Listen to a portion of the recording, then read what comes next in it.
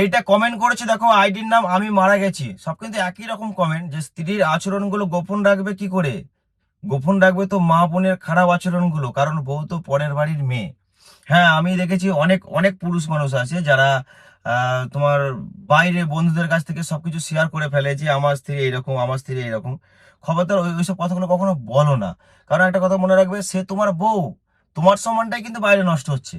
কখনো তোমার স্ত্রীর গোপন কথা বা তোমার স্ত্রীর কিরকম আচরণ এরকম কথা বাইরে আলোচনা করো না। কারণ সম্মান তোমার বাড়ির, সেটা বাইরে বেরিয়ে গেলে তোমারই সম্মান নষ্ট হচ্ছে। কিন্তু এটা ঠিক, ছেলেরা কিন্তু অনেক ক্ষেত্রে নিজের মা আর বোনের গোপন কথাগুলো চেপে রেখে দেয়, যেন কেউ জানতে না পারে। কিন্তু স্ত্রীর আচরণগুলো গোপন রাখতে পারে না, সে বাড়িতে এসে জোর চাচায়, আর পাশের বাড়িতে সবাই জেনে যায় যে স্ত্রীর আচরণগুলো কেমন।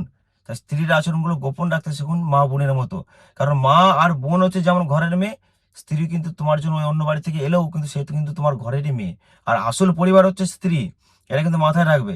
কারণ মা বাপ তো পরিবার বটেই, কিন্তু তোমার আসল পরিবার হচ্ছে স্ত্রী। মা বাপ একদিন কিন্তু গত হয়ে যাবে, মা বাপ কিন্তু থাকবে না।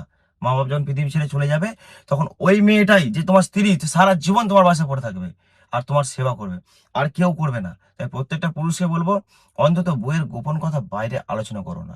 কারণ এইগুলো হচ্ছে তোমার সম্মানটাই নষ্ট হবে, আর কারোর যাবে না। আর তোমার বন্ধুরা এইগুলো নিয়ে বাইরে আরো রটাবে, এগুলো নিয়ে আনন্দ করবে যে ওর পরিবার কিন্তু সুখে নেই, আর বলবে যে ওর বউটাও কিন্তু ভালো নেই।